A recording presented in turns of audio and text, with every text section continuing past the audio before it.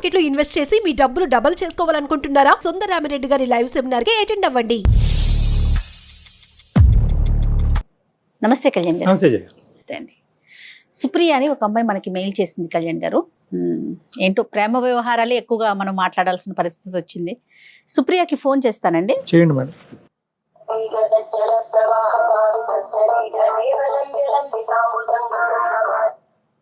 Hello hello, Supriya గారండి. అవునండి, ఎవరు? నేను జయానండి, అందమైన జీవితం ప్రోగ్రామ్ నుంచి కాల్ చేస్తున్నాను. Okay, hello madam. హాయ్ అండి, సుప్రియ గారు బాగున్నారా? ఎస్ అండి, I'm good. How are you? Yeah fine అండి. మీరు మెయిల్ చేశారు. కళ్యాణ్ చక్రవర్తి గారు కూడా, డాక్టర్ గారు నాతో పాటు ఉన్నారు, స్టూడియోలో ఉన్నాము. ఓకే, ఒకసారి మాట్లాడతారా? యా అండి, షూర్. రైట్ అండి, ఒకసారి మాట్లాడండి. నమస్కారం కళ్యాణ్ గారు. నమస్తే అమ్మా. సుప్రియ. సుప్రియ అండి. ఎంతమ్మా నీ ఏజ్? మీరు ఏం చేస్తూ ఉంటారమ్మా? 26 years సార్. 26. ఓకే. Yes. ఏం చేస్తుంటారు? అంటే కుకట్పల్లిలో ఉన్నానండి. Okay. బీటెక్ అయిపోయింది. సో ప్రెసెంట్ జాబ్ చేస్తున్నాను. సరే. నా ప్రాబ్లం వచ్చేసి సార్, బీటెక్ లో ఉన్నప్పటి నుంచి నేను నాని అనే ఒక అబ్బాయి ఇద్దరం లవ్ చేసుకుంటున్నాం. అమ్మా. నేను ముందు నుంచి ఎలాంటి అమ్మాయిని అంటే, మమ్మీ డాడీ చాలా చాలా చాలా పద్ధతిగా పెంచారు సార్. నాకు ఎప్పుడు అంటే లవ్ మీద ఎప్పుడు ఇదివరకు ఒపీనియన్ లేకుండేది. కానీ బీటెక్ 1 year అయిపోయిన తర్వాత నానిని చూసి చూసి చూసి అతను అంత మంచివాడు సార్. మా ఫ్రెండ్స్ లోనే ఎవరికి ఏ సిచ్యువేషన్ వచ్చినా, ఇప్పుడు ఎంత టఫ్ సిచ్యువేషన్ వచ్చినా వాడు చాలా మోటివేట్ చేసేది. అంత అంత అంత kind nature and very good personality sir అతను. రైట్. Okay. అర్థమైందమ్మా. సో వాడిని 1 year చూసాను నేను. వెంటనే ఏమి ప్రపోజ్ చేయలేదు Propose అతనికి. చేయలేదు. 1 year చూసాను. ఆ జర్నీ 1 year తర్వాత ఇంకా మేమిద్దరం 1 fine day వ్యాలంటైన్స్ డే రోజు ఇద్దరం ప్రపోజ్ చేసుకున్నాం. నేను నా సైడ్ నుంచి, అతని సైడ్ నుంచి, ఇద్దరు సైడ్స్ నుంచి ఉంది సార్.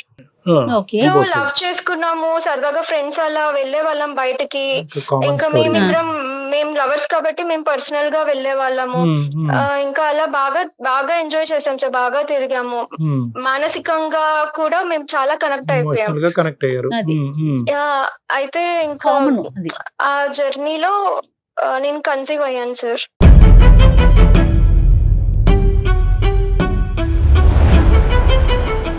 సో యువర్ ఇప్పుడు కన్సీవ్ అయ్యి ఉన్నావమ్మా? నువ్వు ప్రెగ్నెంటా? లేదు సార్, అప్పుడే. అప్పుడంటే ఎప్పుడమ్మా? ఫోర్త్ ఇయర్ లో ఉన్నప్పుడు సార్. అప్పుడేనా? ఓకే. యా. అయితే అతని మనస్తత్వం ఎలా ఉంటుంది అంటే, భయపడిపోయాం మేము. ఎలా ఏం చేయాలి ఇప్పుడు, ముందు ఏంటి ఇంకా భయపడితే చదువుకుంటున్నాము, సెటిల్ అవ్వలేదు మనము అన్న ఒక భయంలో ఇదిలో ఉండిపోయాను నేను. అయితే అతను ఓకే, ఇట్స్ ఓకే, మనిద్దరం మ్యారేజ్ చేసుకుంటాం కదా బీటెక్ అయిపోయిన తర్వాత, ఇప్పుడు ఈ ప్రస్తుత సిచ్యువేషన్ లో ఇది కరెక్ట్ కాదు, సో అబార్ట్ చేసుకుందాము అని ఇద్దరం కలిసి డిసైడ్ అయ్యి, సో నేను ఒక గైనకాలజిస్ట్ దగ్గరికి వెళ్ళాను సార్. సో పిల్లిస్తే ఇంకా అబార్ట్ చేసుకున్నాను.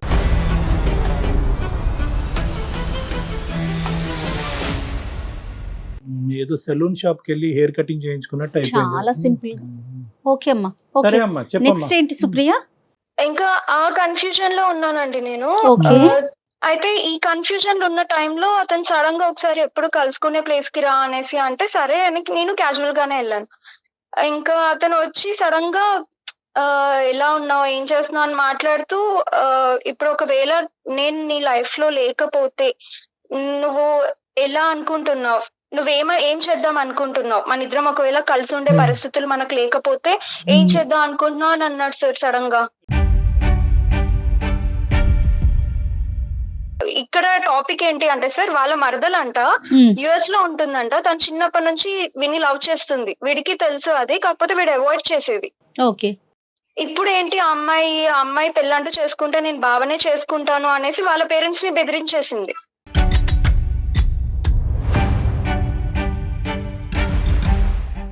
నేను పెళ్లి చేస్తారు అంటే చెప్పండి, యుఎస్ కి వచ్చి పెళ్లి చేసుకుంటాను, లేకపోతే ఇక్కడే ఉండి నేను సూసైడ్ చేసుకుంటాను, మీ ఇష్టం ఇంకా అనేసి తను మొత్తానికి అలా మాట్లాడేసింది. ఇతను ఏం చేస్తున్నాడమ్మా? ఇతను కూడా ఇప్పుడు సాఫ్ట్వేర్ జాబ్ చేస్తున్నాడు. నిద్ర ఐటీఏ. సో ఇదేంటమ్మా, ఈ ఇప్పుడు సూసైడ్ చేసుకుంటానని చెప్పి అతను మరదలు అంటూ అంతా కూడా ఇప్పుడు ఇదంతా లేటెస్ట్ స్టోరీయా? అవును సార్, ఇది లేటెస్ట్ స్టోరీ. అయితే ఫ్యూ మంత్స్ నుంచి జరుగుతుంది ఇది. ఇంకా అతను నన్ను కన్విన్స్ చేయడానికి ట్రై చేస్తున్నాడు. ఎందుకు అనంటే ఆ అమ్మాయి అలా మాట్లాడేసరికి వీళ్ళ పేరెంట్స్ కూడా కన్విన్స్ అయ్యారు. ఎప్పుడో చిన్నప్పుడు వాళ్ళు మాట అనుకున్నారంట, బాబా మరదలే కదా, బాగుంటది, ఏజ్ కూడా కరెక్ట్ గా ఉంది, వీళ్ళిద్దరికి మ్యారేజ్ చేద్దామని చిన్నప్పుడు అనుకున్నారంట. ఇప్పుడు ఈ అమ్మాయి ఇలా మాట్లాడేసరికి సరే ఇంకా తినకే ఇచ్చి మ్యారేజ్ చేద్దాము, మన ఇంటి అమ్మాయి మన ఇంటికే వస్తుంది కదా అని వీళ్ళు అనేసారంట. ఇంకా ఇతనికి చెప్పారంట, నాన్న ఇట్లా నాన్న అనేసి చెప్తే ఇతను ఏం చెప్పలేదంట ఫస్ట్. కానీ వాళ్ళ మదర్ కి నాకు తెలిసి ఎప్పటి నుంచో డౌట్ ఉండింది సార్. అయితే తను ఇంకా వెంటనే ప్రామిస్ తీసుకుందంట, ఇలా వెంటనే చేయి తీసేసుకొని ప్రామిస్ వేసేసుకుందంట, నువ్వు కానీ ఇప్పుడు పెళ్లి చేసుకోకపోతే నేను చచ్చిపోతాను అని ఒట్టు తీసేసుకుందంట ఆమె.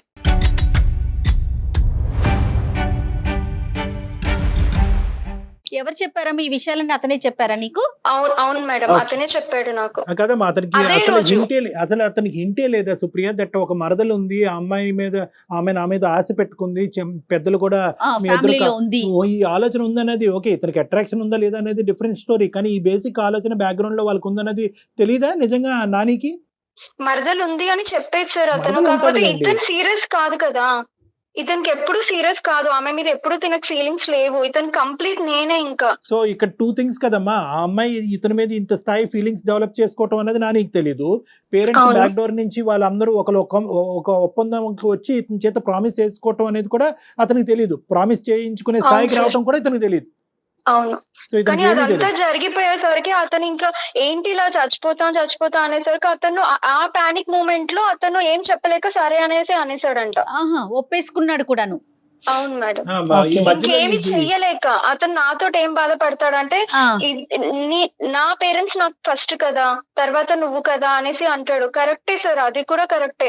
అతను అయోమయంలో ఉన్నాడా లేకపోతే ఏంటి అనేది నాకు అర్థం అవట్లేదు, కానీ మేము ఒక ఫ్యూచర్ ఊహించేసుకున్నాం ఇద్దరం. 4-5 సంవత్సరాల పాటు ప్రేమించినటువంటి ఒక అమ్మాయి యొక్క పరిస్థితి ఏమంటది, ఏమవుతుంది అన్నది ఆలోచించకుండా, ఓకే వాళ్ళ అమ్మ ప్రామిస్ చేయించుకోవాలని అనుకుంది, అక్కడ అమ్మాయి సూసైడ్ చేసుకోవాలనుకుంటున్నది మరదలు అనుకుంటుంది, ఈ మధ్యలో ఒక గ్యాప్ అయితే ఉందిగా, ఈ మధ్యలో గ్యాప్ లో ఇంకో సుప్రియ ఇది జరగబోతుంది, ఇలా అవబోతుంది, నా పరిస్థితి ఇలా ఉంది, ఏం చేయమంటావు అనేటటువంటిది ప్రామిస్ చెయ్యకముందు వచ్చి నీతో మాట్లాడాలి, కానీ ప్రామిస్ చేసేసి వచ్చి నీకు ఇక్కడ బ్రేకింగ్ న్యూస్ చెప్తే ఎలాగమ్మా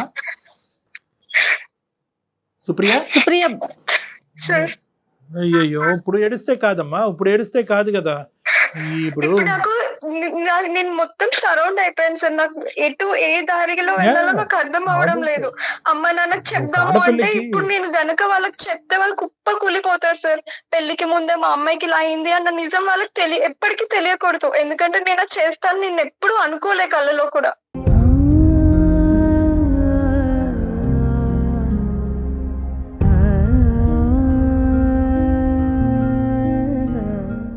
ఎందుకంటే ఒక ఆడపిల్లకి ఒక ఫిజికల్ బాండ్ ఏర్పడిన తర్వాత ఎమోషనల్ గా కనెక్టివిటీ అనేది 10 times పెరిగిపోతుందండి. She can't think about any other man in her life. Exactly అండి. కదమ్మా ఇప్పుడు సుప్రియ, ఇప్పుడు అతను వర్జన్ నాకు అర్థం కావట్లేదు, ఏమంటాడు అతను? అంటే ఇంకా మన ప్రేమ ఇంకా గుడ్ బై చెప్దాం అనుకుంటాడా, లేదంటే ఇది ఇలా ఫ్రెండ్షిప్ లాగా, లేదంటే ఇంకో షిప్ లాగా కంటిన్యూ చేద్దాం అంటాడా, ఫైనల్ గా మరదలనే చేసుకుంటానంటాడా, ఏమంటాడు? మీరు నాకు అదే హెల్ప్ చేయాలి సార్, నాకు అతన్ని కన్విన్స్ చేయాలి అంతే. అతను ఒక భయంలో ఉన్నాడు, ఎవరో చనిపోతారు వాళ్ళు చనిపోతారు అని, కానీ ఇక్కడ నేను ఆ టెన్షన్ లో నేనేదో ఒకటి అయిపోతాను. చేస్తాం, అది తాత్కాలికమే కదా, పర్మనెంట్ సొల్యూషన్ కాదు కదా. అది ఒక పాయింట్ నాన్న, మేడం చెప్పింది అదొక ఇంపార్టెంట్ పాయింట్, కన్విన్స్ చేయటం, బతిమాలటం, కాళ్ళ వేళ్ళ పట్టం అనేది. ఎందుకంటే ఈ ప్రేమలో ఎంత బలం ఉంది, ఎందుకు ఇంతకాలం మీరు ప్రేమించుకుని కమిట్ అయ్యారు అనేటటువంటి అంశాలు మా అందరికంటే అతనికే బాగా తెలుసు. ఈ రోజు మేము కొత్తగా వచ్చి అతన్ని బతిమాలుకునేది ఏంటి, అది కాదు. అంతకంటే ముందు ఏంటంటే వాళ్ళు చనిపోతారు అనేటటువంటి బాధ ఉన్న వ్యక్తికి ఈరోజు అదే థ్రెట్ నువ్వు చేస్తే నేను చచ్చిపోతానంటే అప్పుడు ఏం డెసిషన్ తీసుకుంటాడు? నువ్వు చచ్చిపోయినా పర్లేదు, మా అమ్మ చచ్చిపోకూడదు అంటాడా?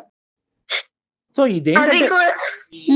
అలా కూడా అడిగాను సార్, కానీ నేను ఎప్పుడు కూడా అతనికి ప్రెషర్ ఇవ్వాలనుకోలేదు. అతను కూడా అతనికి ఇవ్వ, మాకు మొత్తం ప్రెషర్ నువ్వే తీసుకుందువు గాని.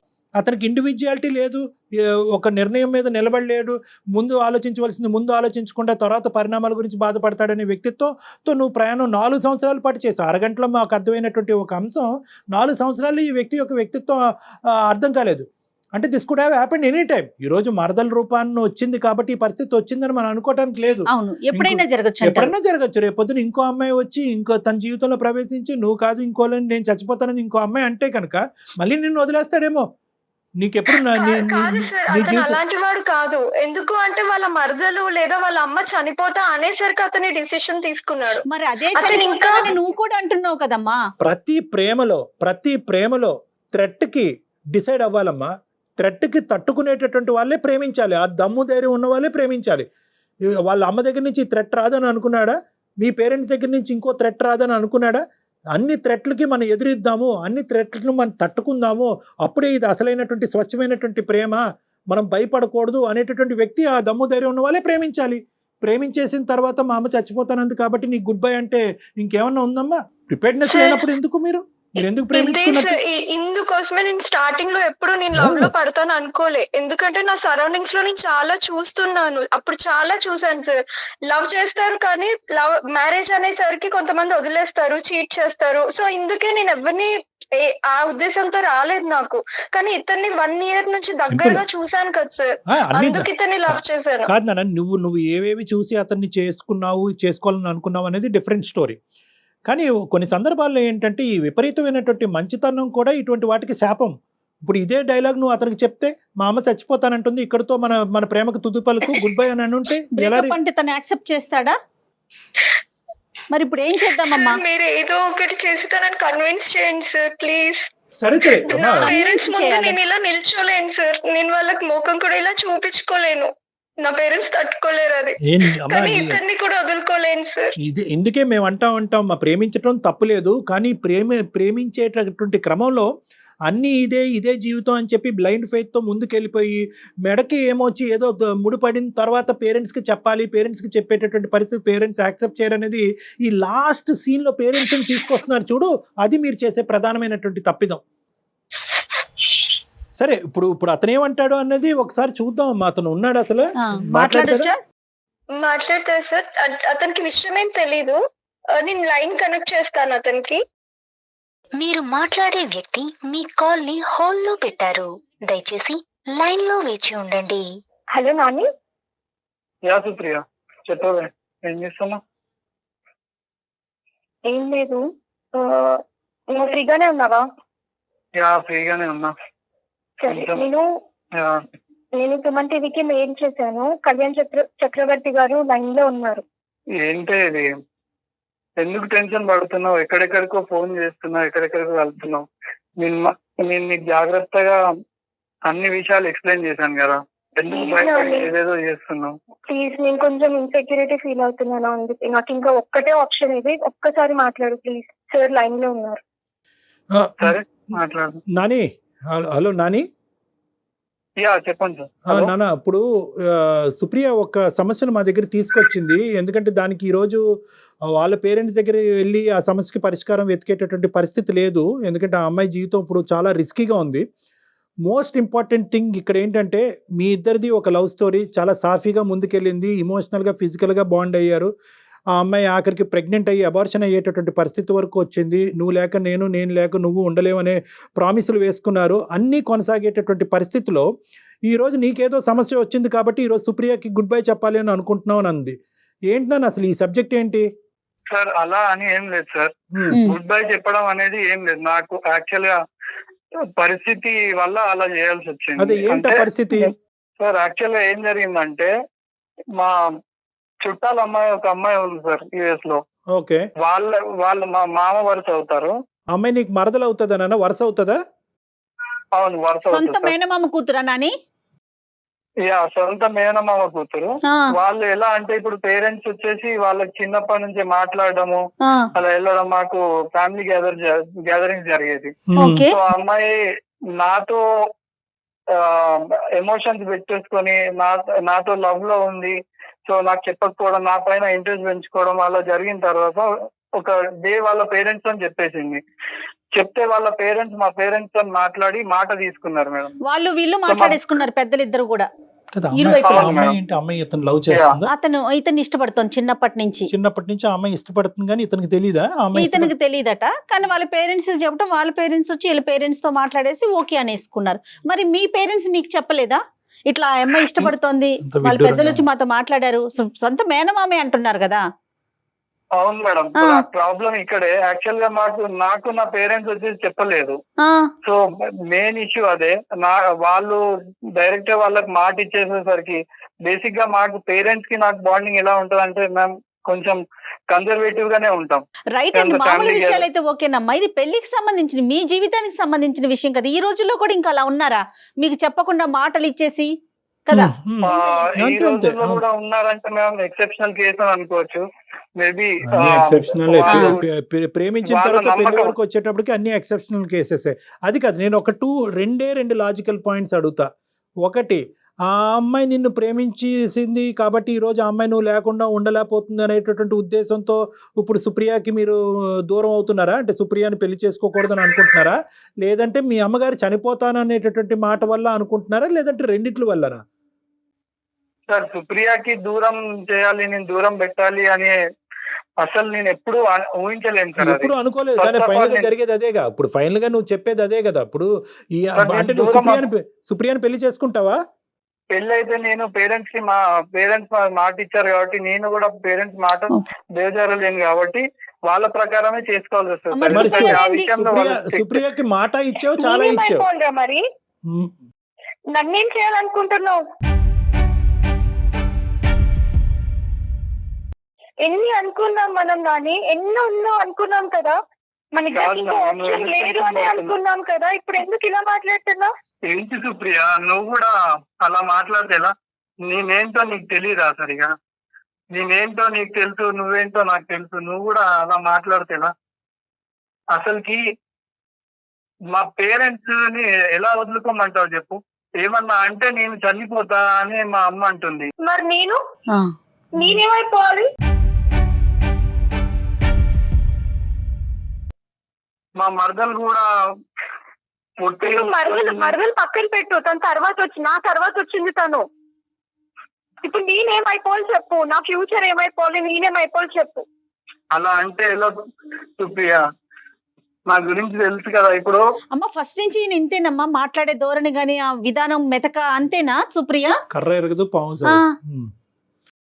ఇతను చాలా కన్విన్సింగ్ గా మాట్లాడతాడండి, కానీ అందులో నిజం ఉంటుంది. అదే కదా. అలా అని కాదు సార్, ఇంతమందిని మీరే చెప్పండి సార్, ఇంతమందిని చంపేసుకొని పెళ్లి చేసుకోమంటారా? తన పరిస్థితి ఏంటి, తనకుండదా? కాదు ఇప్పుడు నువ్వేమన్నా ఆలోచిస్తున్నావు కదా, నా గురించి ఏం ఆలోచిస్తున్నావు? అదొకటి చెప్పు. కరెక్టే మేడం, నేను అది అలా అని అనట్లేదు. నేను అంటున్నాను, నేను ఏమైనా ద్రోహం చేస్తున్నాను సుప్రియకి నేను అంటున్నాను కదా. ద్రోహం అనే మాట చాలా తప్పు, చిన్న మాట. నువ్వు అమ్మాయితో శారీరకంగా కలిశారు, మీ అమ్మాయి ప్రెగ్నెంట్ అయ్యి అబార్షన్ చేసుకుంది. ద్రోహానికి మించినటువంటి ద్రోహం ఇది, ద్రోహానికి మించినటువంటి దూరం. ఈ రోజు నువ్వు మెత్తగా చీజ్ బటర్ రాస్తున్నట్టు మాట్లాడుతున్నావు, అదంతా వేరే విషయం, అదంతా పక్కన పెట్టు. ఇది ద్రోహం, ఇది అన్యాయం, ఇది అన్యాయం. ఇంత ఇది అన్యాయం కాదా? పరిస్థితి అర్థమవుతుందా? ఇప్పుడు నువ్వు కాదు, నువ్వు చెప్తున్నావు, నన్నేగా కన్విన్స్ చేయాలనుకుంటున్నావు, కానీ నేను ఎక్కడికి వెళ్ళాలి? ఇంకా అటు మమ్మీ డాడీకి చెప్పుకోలేను, ఇటు ఎవరి దగ్గరికి వెళ్ళాలి నేను?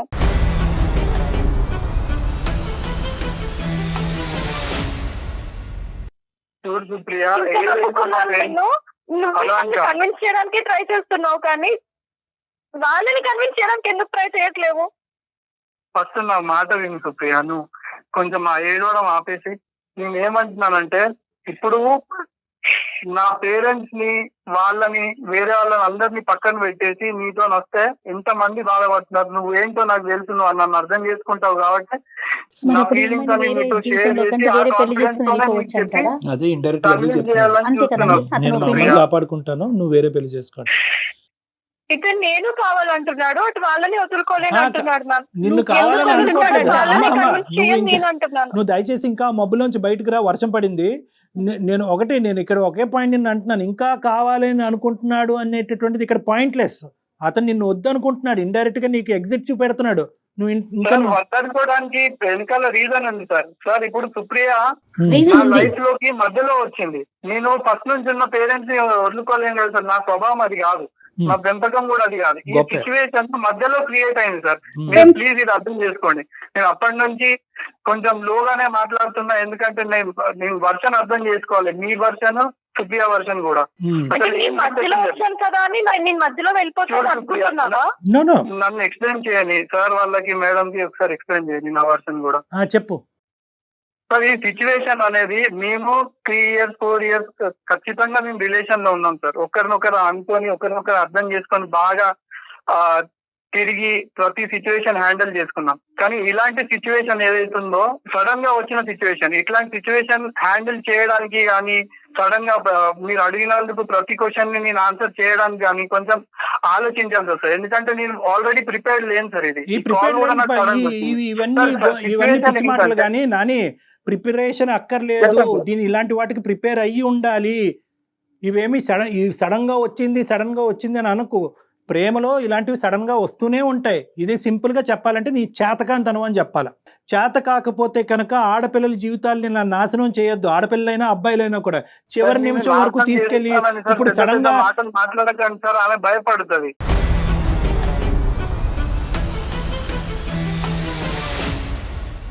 ఈ రోజు మీ మరదలు వచ్చి నేను చచ్చిపోతానని అందో, లేదంటే మీ అమ్మగారు అందోనో కాదు. ఇక్కడ ఇటువంటి పరిస్థితులు ప్రేమలో క్వైట్ కామన్. ఇలాంటివి ఎక్స్పెక్ట్ చేస్తూనే ప్రేమాయణం అనేది మొదలు పెట్టాలి. అన్ని కార్యక్రమాలు అయిపోయిన తర్వాత ఈ రోజు మా అమ్మ తన మీద తాను ఒట్టేసుకుని చచ్చిపోతానంది కాబట్టి నేను విత్డ్రా అయిపోతానని, నేను ఎగ్జిట్ అంటే కనుక అది వర్కౌట్ అవ్వదు. ఇది ఏం అర్థం చేసుకోవాలి మరి? ఇది ఏంటయ్యా, ఇది ఏంటి? ఎగ్జిట్ కాకుండానే అక్కడ అమ్మ గురించి మరదలు చేసుకుని ఫ్రెండ్షిప్ గురించి ఈ అమ్మాయిని ఉంచుకుంటావా? తప్పుగా అనుకోవద్దు, ఇంకా అదే పదం అనాలి. మరి కాంపిటీషన్ ఈ అమ్మాయిని కూడా చేసుకుంటావా? సార్ ఏ ఆడపిల్ల కూడా ఫస్ట్ ప్రెగ్నెన్సీ వదులుకోవద్దు. అలాంటిది నేను ఇతని కోసం ఎందుకు చదువుకున్న పిల్లవైంది, మరి అక్కడ దాకా ఎందుకు వెళ్ళావు? ఈ రోజు ఇది నీకు ఫస్ట్ హర్డిల్ మాత్రమే. నువ్వు ఒకప్పుడు ఇతన్ని కన్విన్స్ చేసి ముందుకెళ్ళేటటువంటి ప్రయత్నం చేస్తే కనుక ఈ వ్యక్తితో ఇలాంటి హర్డిల్స్ నీకు చాలా వస్తాయి. అందరినీ సేవ్ చేయాలనుకుంటాడు, అందరినీ బాగుపరచాలనుకుంటాడు, ఎవరు చచ్చిపోకూడదు అనుకుంటాడు, అందరూ బాగుండాలి అంటాడు. సో ఇక్కడ ఏంటంటే ఇక్కడ అతని పాయింట్ ఆఫ్ వ్యూలో ఏంటంటే ప్రయాణం చేసి అర్థం చేసుకుని, ఎందుకంటే ప్రతి నిమిషం నువ్వు అర్థం చేసుకున్నావు కదా. ఏంటంటే ప్రయాణం కొనసాగడానికి ఒప్పుకున్నావు, ప్రెగ్నెన్సీకి ఒప్పుకున్నావు, అబార్షన్కి ఒప్పుకున్నావు. కాబట్టి ఇప్పుడు మా అమ్మాయిని చేసుకోమంటుంది, వాళ్ళు చిన్నప్పుడే ఒప్పుకున్నారు కాబట్టి ఇది కూడా ఒప్పుకో అంటాడు. ఇంకా అన్ని అర్థం చేసుకుని నువ్వు అర్థం చేసుకుంటే సరిపోద్ది అంతే. ఇక్కడ నేను మా పేరెంట్స్ తో మాట్లాడి కూడా కన్విన్స్ చేశాను సార్. ఇవన్నీ నేను చేయలేదు అనుకుంటా. నువ్వు ఎంత అద్భుతంగా కన్విన్స్ చేసావు అనేది నీ మాట తీరులోనే అర్థం అవుతుంది. నేను అతను లేకపోతే ఉండలేను సార్. నేను ఇంకా సర్వస్వం అతనే అని నమ్మి అన్ని అతన్ని మోసం చేయలేను కదా నేను పెళ్లి చేసుకుని. సుప్రియ వాస్తవంలోకి రా నాని. ఇక్కడ నువ్వు తప్పించుకోవటానికి లేదు. మీ పేరెంట్స్ తో మాట్లాడమంటే మేము మాట్లాడటానికి. ఎందుకంటే ఇది 5-10 రోజుల ప్రేమ కాదు, ఇది 5 సంవత్సరాల ప్రేమ. మీరు చాలా ప్రామిసెస్ చేసుకున్నారు, చాలా ముందుకెళ్లారు. నీ వ్యక్తిత్వం నువ్వు మార్చుకోవాలి, నీ ఆలోచన నువ్వు మార్చుకోవాలి. ఒకప్పుడు మీ పేరెంట్స్ నువ్వు ఒప్పించలేకపోతే మీ పేరెంట్స్ ని మేము ఒప్పించేటటువంటి ప్రయత్నం మేము చేస్తాం. ఇక్కడ ఈ అంశంలో మాత్రం సుప్రియకి న్యాయం జరగాలి. సుప్రియ విత్డ్రా అవటానికి లేదు. నీ చేతకాంతనం వల్ల సుప్రియ బలవ్వకూడదు. కాదమ్మా నాని, ఆ ఆప్షన్ ఇస్తారా? పేరెంట్స్ తో డాక్టర్ గారు మేమందరం కూర్చొని మాట్లాడే ప్రయత్నం చేద్దాం, ఒకసారి ట్రై చేద్దాం. ఖచ్చితంగా మాట్లాడండి సార్. నేను దానికి 100% వాళ్ళు విల్లింగ్ ఉండరు మేడం. ఫస్ట్ ఆఫ్ ఆల్ పెళ్లి కావాలని ఎందుకు సార్? దానికి ఒక స్టాంప్. పెళ్లి చేసుకుంటున్నాం, మీరు పెళ్లి చేసుకోవటం గురించి కాదా? ఏం మాట్లాడుతున్నావు? ప్రేమ పెళ్లికే దారి తీస్తుందా సార్? అయ్యో రామా, నీలో ఒక నాటోడు కనిపిస్తున్నాడు నాకు. మీరే చెప్పండి సార్. ఓన్లీ పెళ్లి వల్లనే, పెళ్లి అనే ఒక మాట వల్లనే ప్రేమ కరెక్ట్ వీళ్ళది ప్రేమ 100% పెళ్లి జరుగుతూనే ప్రేమ కరెక్ట్ అని అంటారా డాక్టర్ గారు అడుగుతున్నారు. ఎస్ సర్వనాశనం అయిపోతుంది ఈ అమ్మ సమాజం. ఎందుకు సార్? సమాజం ఎవరు సార్? నేను అడుగుతున్నాను. ఇస్తాను సార్. మీరా మేడమా ఎవరు సార్? సమాజం నాకు ఏమైనా ఇబ్బందులు వచ్చినప్పుడు సమాజం అసలు వచ్చింది. నేను క్లియర్ గా చెప్తున్నాను సార్. సుప్రియాని నేను ప్రేమిస్తున్నా, మొమ్మకి ప్రేమిస్తున్నా, ఎప్పటికీ ప్రేమిస్తాను. ఆ పదం వాడే అర్హత లేదు. ప్రేమించుకున్నారు, దగ్గరయ్యారు, ఒకళ్ళు ప్రామిస్ చేసుకున్నారు, 1కి 100 సార్లు పెళ్లి చేసుకుంటాం అన్నారు. ఇంకేం కావాలయ్యా? ఇంకేం కావాలి? ఇద్దరం చాలా లవ్ చేసుకున్నాం కదా, నన్ను దిక్కులేని పరిస్థితిలో నన్ను వదిలేయకు నాని ప్లీజ్. వదలడమ్మా, ఎవరి గురించి వదులుతాడో చూద్దాం. నీకు ఎవరు వదులుతున్నారు సుప్రియ? నేను అంటున్నా వదులుతున్నానని. నువ్వు అంత పెద్ద పెద్ద మాటలు ఎందుకు మాట్లాడుతున్నావు? పెద్ద మాట్లాడే చేస్తున్నావు ఇక్కడ. ఆ అమ్మాయి పరిస్థితి ఏంటి చెప్పకుండా నిన్ను వదలను అంటే కనుక అక్కడ చేసుకుంటానంటున్నావు, ఇక్కడ ఈ అమ్మాయిని ఏం చేస్తావు? నీకేంటంటే గాల్లోకి ఎగిరి తన్నే ఆ అమ్మాయి దొరుకుంటే సరిపోయి ఉండేది. మీ పేరెంట్స్ తో అటువైపు నీ మరదలతో నేను జయ గారు మాట్లాడటానికి రెడీగా ఉన్నాం. నువ్వు రెడీయా? ఖచ్చితంగా మాట్లాడాను సార్. మీరు హెల్ప్ చేస్తా అంటే నేను ఎందుకు కాదంటాను సార్. సుప్రియ, మేడం సుప్రియ నువ్వు కూడా వెయిట్ చేయి. ఒకసారి మనం వాళ్ళ పేరెంట్స్ తో మాట్లాడే ప్రయత్నం చేద్దాము. అలానే తను కూడా డైరెక్ట్ గా ఒకసారి డాక్టర్ గారితో కూర్చుంటే కొన్ని కౌన్సిలింగ్స్ కొన్ని తీసుకోవాల్సిన అవసరం అయితే చాలా స్పష్టంగా కనిపిస్తా ఉంది. ఒకసారి మనం మాట్లాడినాక తర్వాత ఏం చేయాలనేది ఆలోచిద్దాం. అప్పటి వరకు నువ్వు డిప్రెషన్ లోకి వెళ్ళిపోమాకమ్మా, నువ్వు డిప్రెస్ అవ్వకు. నువ్వు ఓపెన్ ఎండెడ్ గా భయమేస్తుంది మ్యామ్. ఎక్కడెక్కడ మమ్మీ డాడీకి విషయం తెలుస్తుందో చెప్పాల్సి వస్తుందేమో అని భయమేస్తుంది. చెప్పాల్సిందేనమ్మా. ఈవెన్చువల్ గా మీ పెద్దవాళ్ళని ముసుగులో పెట్టకు. ఇప్పటికే నువ్వు ముసుగులో పెట్టి నువ్వే అన్యాయం అయిపోతున్నావు. ఈ రోజు ఈ వేదికలో తల్లిదండ్రులాగా మేము ముందుకు వచ్చి నీకు హెల్ప్ చేసాం. ఒకప్పుడు మేము లేకపోతే కనుక ఈవెన్చువల్లీ వాళ్ళు చెప్పాలిగా, నువ్వు చెప్పాలి కదా మీ పేరెంట్స్ కి. ఇప్పటికీ నువ్వు చెప్పొద్దని కోరుకోవద్దమ్మా సుప్రియ, చెప్పాలి. ఈ మొత్తం అంశంలో పేరెంట్స్ ని కూడా ఇన్వాల్వ్ చేస్తాం. వాళ్ళ పేరెంట్స్ ని ఇన్వాల్వ్ చేస్తాం, నీ పేరెంట్స్ ని కూడా ఇన్వాల్వ్ చేస్తాం. నెంబర్ 1. నెంబర్ 2 ఏంటంటే 2 దారులు ఓపెన్ చేసి ఉంచు. ఇప్పటికీ కూడా మేమేమి నీకు కన్ఫర్మేషన్ ఇవ్వట్లేదు. You have to open both the doors. వాళ్ళ పేరెంట్స్ ఒప్పుకోవచ్చు, ఒప్పుకోకపోవచ్చు, వాళ్ళు ఇతని కంటే మొండిగా వాదించవచ్చు, ఏమన్నా జరగచ్చు. అటువంటి దిక్కుతోచినటువంటి వాతావరణంలో వెళ్ళేదానికంటే నీ జీవితం ఇంకో విధంగా చూసుకోవటం బెటర్. సో మా వంతు ప్రయత్నం అయితే మేము చేస్తాము. But entrance, exit 2 doors open చేసే ఉంచు. అన్నిటికీ రెడీగా ఉండు సుప్రియ. అలా ప్రిపేర్ అవ్వలేదు సార్, అవ్వాలి. ఏదన్నా మన మంచికే జరుగుతుందని అనుకుని ప్రిపేర్ అవ్వాలమ్మా. ఓకేనమ్మా? దీనికి ఓకే అంటే కనుక దాని ప్రకారం మనం ప్లాన్ చేద్దాం, నెంబర్స్ తీసుకుని. ఓకేనా? ఓకే ఓకే నాని ఓకేనండి మీకు? ఎలాగైనా కన్విన్స్ చేయండి సార్ వాళ్ళ పేరెంట్స్ ని. ఫస్ట్ ఆఫ్ ఆల్ వాళ్ళ పేరెంట్స్ తో మాట్లాడతాం, చేస్తాం. మీ పేరెంట్స్ ని కూడా ఇందులో ఇన్వాల్వ్ చేస్తాం. దయచేసి అది నువ్వు వద్దు అనొద్దు. అక్కడ అమెరికాలో ఉన్న ఆ మహాతల్లికి కూడా మాట్లాడతాం. ఓకేనా Nani? Okay sir. Okay okay right. Okay, all the best. అప్పటి వరకు పేషెంట్ గా ఉండండి, గొడవ పడకండి. ఓకేనమ్మా, బాయ్. నమస్తే. ఈ అమ్మాయి ఇప్పటికీ కూడా మా పేరెంట్స్ కి చెప్పొద్దు అంటుంది. అతనేమో ఓకే నేను నన్ను కాదనుకున్నానా, నువ్వే కావాలి, ఇంక ఇదే నాకు తెలుసు. అసలు ఇది ఎంతవరకు నిజమో ఏంటో కూడా మీరు ఒకసారి పేరెంట్స్ తో మాట్లాడితే కానీ అసలు విషయం బయటకు రాదు. కళ్యాణ్ గారు రైట్ అండి. నమస్తే.